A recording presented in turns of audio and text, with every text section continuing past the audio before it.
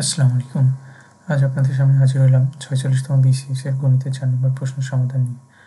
৪ নম্বর প্রশ্ন বলতেছিল বার্ষিক ৫% হারে মুনাফায় ৪০০ টাকার ২ বছরের চক্রবৃদ্ধি মূলধন কত? তবে অঙ্ক খ ৪৪০, খ ৪৪১, গ ৪৪৫ এবং ঘ ৪৫০ টাকা।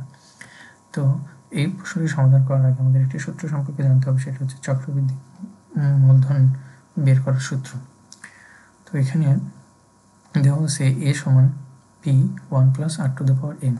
এখানে a হলো সুদে আসলে মোট টাকার পরিমাণ। আপনি যদি কোনো টাকা ব্যাংকে রাখেন তাহলে সেটা 2 বছর, 4 বছর বা 5 বছর পরে মুনাফা সহ মূলধনের পরিমাণ কত দাঁড়াবে সেটার পরিমাণ।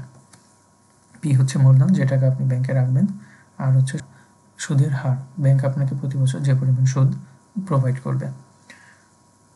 তারপরে হচ্ছে আপনার আছে n সময়, এটা সচরাচর বছরে প্রকাশ করা হয়ে থাকে। এখন আমরা দেখি সমাধান কি বলতেছে।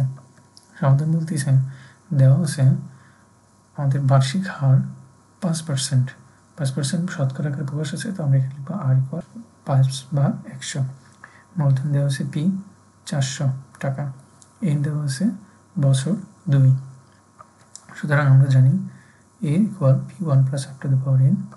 এখানে পরবর্তীতে আমরা যদি p এর মান বসাই 400, এক তো ছিল এখানে, আর এখানে r এর মান যদি আমরা বসাই 5/100 r⁴। এখন আমরা দেখি ক্যালকুলেশন কীভাবে করব।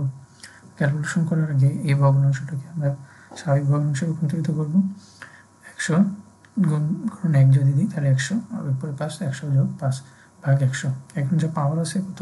2। সুতরাং এটাকে যদি আমরা সিম্পলিফাই তাহলে পাচ্ছি 105/100⁴। যেহেতু এখানে পাওয়ার 2, তার মানে এখানে দুইটা সংখ্যা আছে ব্র্যাকেটের ভিতরে, তো আমরা যদি সিম্পলিফাই করি তাহলে লিখতে পাবো 400 × 105/100 × 105, যেহেতু আমাদের পাওয়ারের মান ছিল 2। এখন এটাকে যদি আমরা স্বাভাবিকভাবে কাটাকাটি করি তাহলে আমরা পাবো a = 21 × 21, যেটা ফল দাঁড়াবে 441। তাহলে আমাদের অপশনের মধ্যে খতে দেওয়া ছিল 441, সুতরাং আমাদের সঠিক উত্তর হবে খ। এতক্ষণ আমাদের সাথে থাকার জন্য ধন্যবাদ। যদি ভিডিওটি ভালো লাগে থাকে তাহলে লাইক, কমেন্ট এবং শেয়ার করতে ভুলবেন না। আসসালামু আলাইকুম।